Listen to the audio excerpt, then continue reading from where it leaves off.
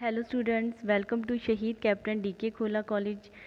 आज जैसा आपको पता होगा, हमने अपनी पिछली कक्षा में CAI के बारे में पढ़ा था। तो आज हम CAI की मान्यताएं, CAI की विशेषताएं व कार्य, CAI के लाभ व महत्व तथा CAI की सीमाओं के बारे में डिस्कस करेंगे। तो नाउ पहले हम बात करते हैं कंप्यूटर सहायक अनुदेशन की मान्यताओं के बारे में। CAI की क्या अजम्पशंस है? Assumptions of computer assisted instruction. जो इसकी पहली मान्यता है वो है नंबर 1, एक ही समय पर अनेक विद्यार्थियों को एक साथ अनुदेशन प्रदान करना।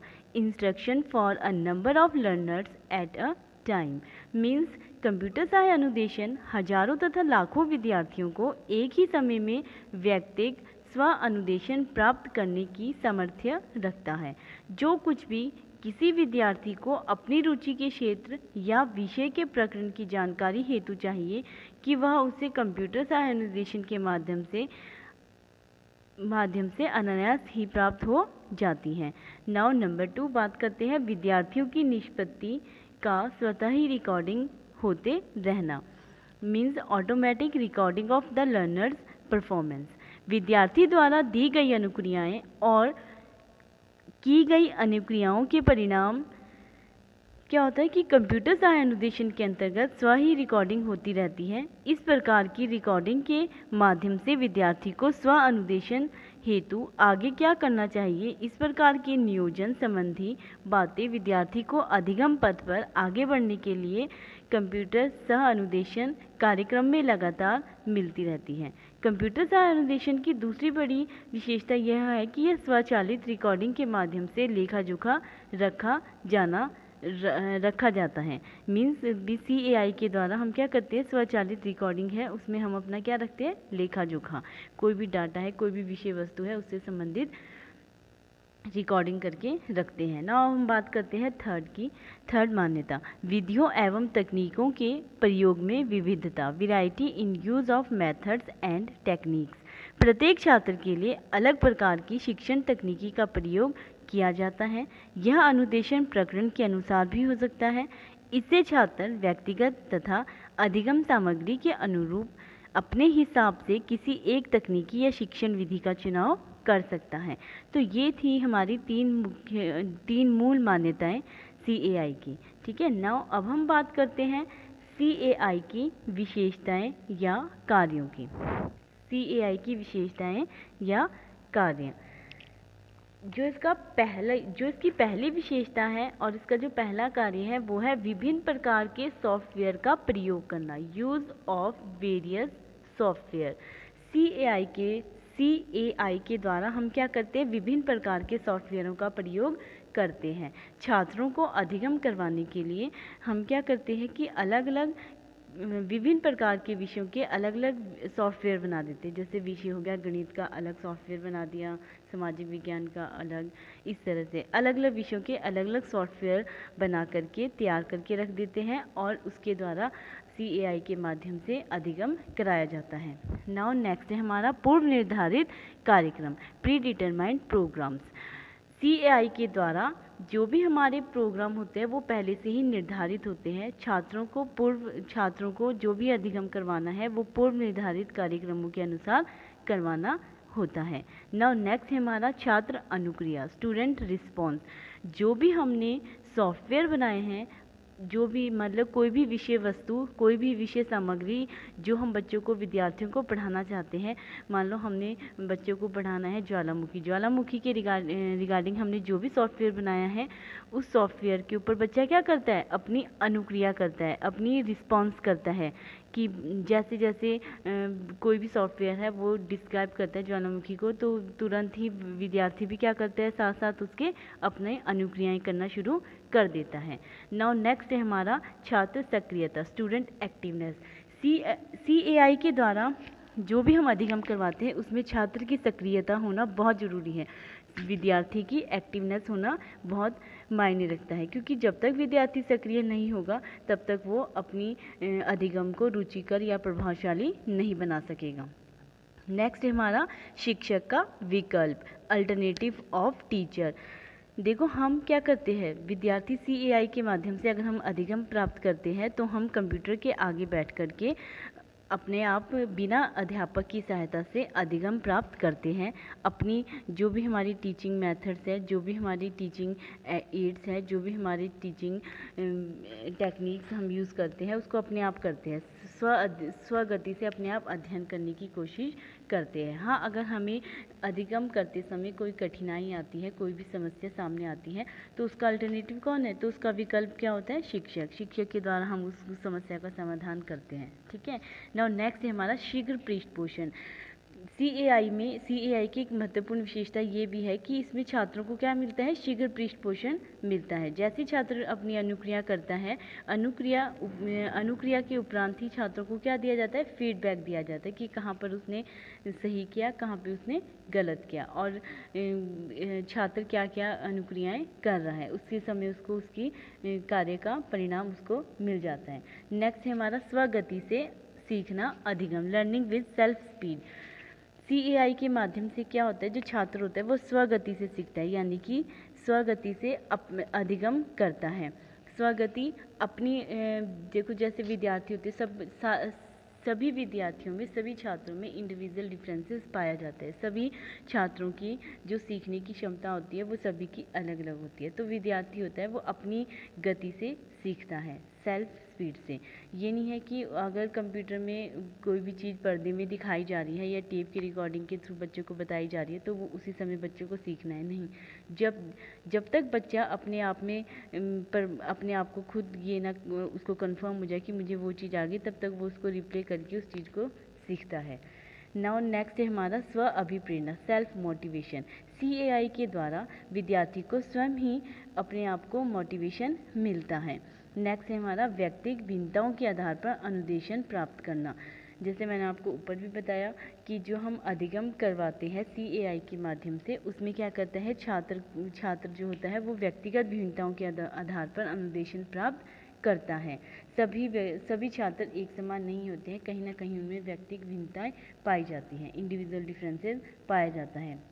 नाउ नेक्स्ट है हमारा चुंबकीय टेप, साधारण टेप या कार्डों पर विभिन्न विषयों से संबंधित सूचनाओं का संग्रह करना।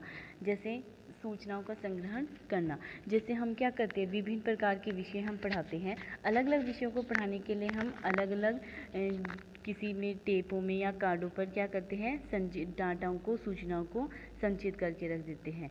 यानी कि चुंबकीय टेप के द्वारा भी हम कर सकते हैं, साधारण टेप के द्वारा भी अपनी विषय वस्तु या विषय सामग्री को स्टोर करके रख सकते हैं, और कार्डों के द्वारा भी विषय से संबंधित जितनी भी सूचनाएं उनको संग्रह करके रखते हैं। नेक्स्ट है हमारा लास्ट, अंतिम विशेषता है संचित सूचनाओं का संप्रेषण करना। जो हमने स्टोर की हुई सूचनाएं होती है, छात्र को जिससे संबंधित सूचना प्राप्त करनी होती है, उसी सूचना को हम क्या करते हैं, संप्रेषित करते हैं, उसी सूचना के बारे में बच्चे को बताते हैं। ये थी हमारी CAI की विशेषताएं। नाउ अब हम बात करते हैं CAI के लाभ व महत्व की। CAI के लाभ व महत्व, पहला जो इसका लाभ है वो है स्वगति से अधिगम। जैसे आपने इसकी विशेषताओं में भी पढ़ा था कि छात्रों में क्या पाया जाता है, इंडिविजुअल डिफरेंसेस पाया जाता है। तो CAI के माध्यम से विद्यार्थी जो भी अधिगम करता है, जो भी विषय वस्तु ग्रहण करता है, उस विषय वस्तु को विद्यार्थी स्वयं अपनी स्वगति से सीखता है। उसके ऊपर किसी भी प्रकार की कोई भी पाबंदी नहीं लगाई जाती है। नेक्स्ट है हमारा रोचकता। CAI का एक महत्वपूर्ण लाभ ये भी है कि हम जो भी विद्यार्थी को अधिगम करवा रहे हैं, जो भी विषय वस्तु या जो भी हम विषय विद्यार्थी को समझा रहे हैं संचित की गई सूचनाओं में से, तो वो विद्यार्थी के लिए क्या होनी चाहिए, रोचकपूर्ण होनी चाहिए, रुचिपूर्ण होनी चाहिए, ताकि विद्यार्थी को, जैसे हमने मान लो सामाजिक विज्ञान से संबंधित कोई भी टॉपिक लिया, ज्वालामुखी लिया, तो ज्वालामुखी को अगर हम विद डायग्राम के थ्रू या विद चित्रों के थ्रू बच्चों के सामने प्रस्तुत करते हैं, विद्यार्थी के सामने उसमें संचित करके रखते हैं, तो वो विद्यार्थी को उसमें क्या आता है, इंटरेस्ट बना रहता है, उसका इंटरेस्ट और क्रिएट होता रहता है, तो उससे उसका जो अधिगम है वो कैसा हो जाता है, प्रभावशाली बनता रहता है। नाउ नेक्स्ट है हमारा ज्ञान का स्थायित्व। ज्ञान का स्तर CAI के माध्यम से जो विद्यार्थी ज्ञान प्राप्त करते हैं अपनी विषय वस्तु से संबंधित, उसमें विद्यार्थी क्या करता है, अपने ज्ञान का स्थायित्व प्राप्त करता है। मीन्स जो भी अधिगम विद्यार्थी द्वारा प्राप्त किया जाता है CAI के द्वारा, उसमें क्या करते हैं विद्यार्थी, अगर विषय वस्तु को एक बार में समझ नहीं आता है तो वो दोबारा से उस विषय वस्तु को सीखता है। दूसरी बार में ना आने पर वो दोबारा से उस विषय वस्तु को सीखता है। उसके बाद धीरे धीरे वो अपने आप ही उसमें जो भी विषय वस्तु वो पढ़ रहा है उसमें वो खुद ही स्थायित्व लाना शुरू कर देता है ना। उसके बाद हम बात करते हैं बड़ी आकार की कक्षाओं के लिए उपयुक्त। जो CAI के द्वारा जो भी हम अधिगम विद्यार्थियों को करवाते हैं वो बड़ी कक्षाओं के लिए सबसे ज़्यादा लाभपूर्ण माना जाता है, क्योंकि विद्यार्थी जो बड़ी कक्षाओं में इसलिए लाभपूर्ण माना जाता है क्योंकि जैसे अध्यापक है, अगर हम अगर छात्र शिक्षण कर रहा है तो वो अगर अध्यापक की अनुपस्थिति है तो वो स्वयं भी शिक्षण अधिगम स्वयं कर सकता है। जो शिक्षक होता है वो क्या करता है कि जो भी विषय वस्तु है उससे संबंधित कार्डों को या संचित सूचना को सॉफ्टवेयर को कंप्यूटर में बना देते हैं और विद्यार्थी स्वयं उस चीज़ को ग्रहण कर लेता है। तो फिर इसी वजह से ये कि बड़ी कक्षाओं के लिए उपयुक्त माना जाता है। नेक्स्ट है हमारा शिक्षक का विकल्प। जैसे कि आपको ऊपर भी समझाया, जरूरी नहीं है CAI के माध्यम से आप जो भी विषय वस्तु का अध्ययन कर रहे हो उसमें शिक्षक का होना जरूरी है। बिना शिक्षक के भी आप अधिगम प्राप्त कर सकते हैं। हाँ, ये है कि अगर आपको कहीं पे भी दिक्कत आती है, अधिगम में कोई भी प्रॉब्लम आती है अधिगम करते समय, शिक्षण करते समय, तो उसका एक विकल्प है शिक्षक के द्वारा आप अपनी समस्याओं का निवारण कर सकते हो। नाउ नेक्स्ट है हमारा शीघ्र पृष्ठपोषण। जैसे कि आपको पहले भी बताया कि CAI के माध्यम से जो भी हम अधिगम कर रहे हैं उसमें हम विद्यार्थी छात्र जो भी अनुक्रिया करता है, अनुक्रिया के उपरांत तुरंत विद्यार्थी को क्या मिल जाता है, फीडबैक मिल जाता है, तुरंत उसका आंसर उसको मिल जाता है कि उसने वो सही रिस्पॉन्स किया या रॉन्ग रिस्पॉन्स किया। देखो जैसे इसका फॉर एग्जांपल इसका सबसे बड़ा उदाहरण है KBC, कौन बनेगा करोड़पति। इसमें क्या करते हैं कि अगर हमारा कोई भी प्रश्न गलत हो जाता है तो हमें तुरंत बता दिया जाता है कि आपका प्रश्न सही है या गलत। अगर वो गलत होता है तो आप गेम से बाहर आ जाते हो, ठीक है। अगर नहीं हो तो वो आप कंटिन्यू करते हो। लेकिन आप इससे हमें क्या मिलता है, इससे हमारे ज्ञान में भी वृद्धि होती है। ज़रूरी नहीं है कि आप खेल से बाहर आ गए तो आपकी नॉलेज वहीं पे ख़त्म होगी।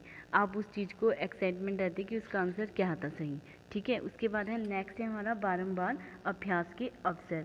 CAI के माध्यम से जो भी शिक्षण अधिगम छात्र प्राप्त करता है, जो भी विषय वस्तु के बारे में अभ्यास कोई भी शिक्षण विषय वस्तु है, उसकी सामग्री है, विषय सामग्री है, उसको प्राप्त करता है, तो फिर एक बार में अगर विद्यार्थी को समझ में नहीं आती है तो वो दोबारा से रिप्ले करके उसका बार बार अभ्यास करता है, उसको बार बार अभ्यास करने के अवसर प्राप्त होते हैं। नेक्स्ट है हमारा अनुक्रिया उपरांत पुनर्बलन देना। जब विद्यार्थी कोई भी विषय वस्तु है उससे संबंधित अनुक्रिया करता है, अनुक्रिया खत्म होने के बाद उसे क्या दिया जाता है, रीइंफोर्समेंट दिया जाता है। रीइंफोर्समेंट मतलब पुनर्बलन प्रदान किया जाता है कि उसने अच्छा किया, उसको अच्छे रिस्पॉन्स के लिए प्रोत्साहित करना, उसको अच्छा रिस्पॉन्स के लिए उसको अच्छे अच्छे वर्ड्स जैसे प्रोत्साहित करना, मोटिवेट करना, ऐसे शब्दों का प्रयोग किया जाता है कि वो सही दिशा पे जा रहा है, सही कार्य कर रहा है। नेक्स्ट है हमारा विभिन्न प्रकार के कौशलों का विकास करना। CAI के माध्यम से जो भी हम शिक्षण अधिगम या विषय वस्तु छात्र विषय वस्तु प्राप्त कर रहे हैं उनमें क्या होता है, उनमें विभिन्न प्रकार के कौशलों का विकास होता है। नेक्स्ट है हमारा ज्ञान में वृद्धि। CAI के माध्यम से छात्रों के ज्ञान में वृद्धि की जाती है। नेक्स्ट है हमारा प्रभावशाली शिक्षण। प्रभावशाली शिक्षण CAI के माध्यम से जो भी हम अधिगम प्राप्त करते हैं वो क्या होता है, प्रभावशाली होता है। जब तक बच्चे के अंदर इंटरेस्ट नहीं होगा, जब तक बच्चा एक्टिवनेस होकर कंप्यूटर के आगे नहीं बैठेगा, तब तक वो प्रभावशाली शिक्षण प्राप्त नहीं कर सकता। वो अपने जो आपका शिक्षण है, जो विद्यार्थी का जो शिक्षण है, वो स्वयं अपने आप अपने शिक्षण को प्रभावशाली बनाता है। नेक्स्ट है हमारा गणित में सहायक। CAI के माध्यम से अगर हम गणित विषय के बारे में पढ़ते हैं तो गणित विषय में ऐसे टफ से डायग्राम्स होते हैं, आकृतियाँ होती हैं, लेकिन हम अगर CAI के माध्यम से क्या करते हैं, उन डायग्राम्स, उन आकृतियों को सरल व सटीक बनाते हैं। तो ये थे हमारे CAI के लाभ व महत्व। नाउ अब हम बात करते हैं CAI की सीमाओं की। तो इसकी जो पहली सीमा है वो है नंबर 1 खर्चीला। देखो कंप्यूटर क्या है, कंप्यूटर बहुत अधिक खर्चीला है। ज़रूरी है कि हर व्यक्ति, समाज में हर व्यक्ति इस चीज़ को खरीद सके या हर स्कूल में ये कंप्यूटर अवेलेबल हो। तो CAI के लिए सबसे ज़रूरी होता है कंप्यूटर। तो उसमें हर व्यक्ति कंप्यूटर को खरीद पाना हर व्यक्ति के लिए पॉसिबल नहीं है। नंबर 2 सॉफ्टवेयर की कमी।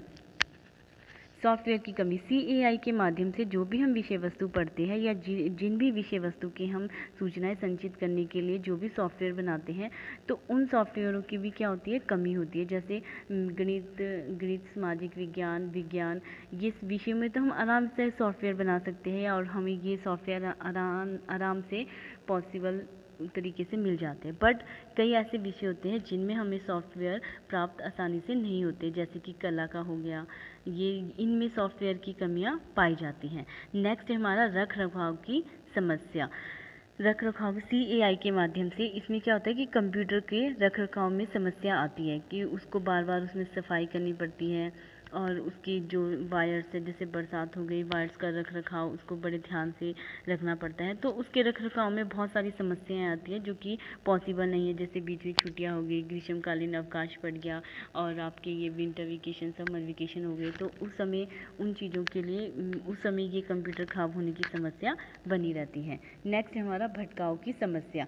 देखो छात्र क्या करते हैं, छात्र जब CAI के माध्यम से शिक्षण ग्रहण करते हैं तो कई बार विद्यार्थी को जब अगर अपना अधिगम समझ नहीं आता है, विषय वस्तु संचित सूचनाओं के माध्यम से विषय वस्तु समझ नहीं आती है, तो वो क्या करता है कि वो या तो फिर कंप्यूटर का क्या करता है, अनावश्यक यूज़ करना शुरू कर देता है। जैसे कंप्यूटर में दूसरी चीज़ें ओपन करना शुरू कर देता है, जैसे फेसबुक चलाना, इंस्टाग्राम चलाना, ये चीज़ें।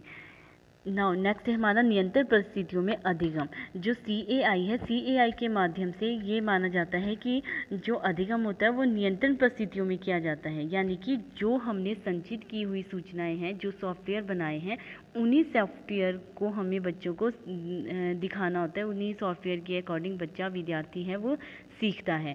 यानी कि जो जितना भी अधिगम होता है वो नियंत्रण परिस्थितियों में होता है।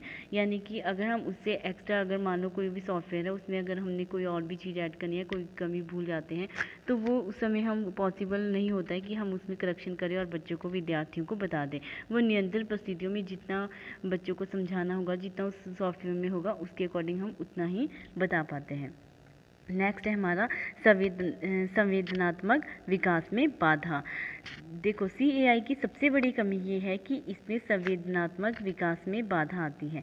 यानी कि इसमें सामाजिक, और जैसे सामाजिक हो गया, हमारे मानवीय मूल्य हो गए, उनका कहीं पे भी कोई भी रोल नहीं है। क्यों? क्योंकि इसमें विद्यार्थी क्या करता है, अपनी व्यक्तिगत रूप से सीखता है। यानी कि एकाकी अकेला ही कंप्यूटर के सामने बैठ करके शिक्षा ग्रहण अधिगम करता है। उसमें इमोशनल ऐसी चीज़ों का कोई भी विकास नहीं होता है। नाउ नेक्स्ट है हमारा बच्चों के लिए घातक। CAI की एक दूसरी समस्या ये भी है कि इसमें क्या होता है कि बच्चों के लिए घातक हो सकता है। कैसे?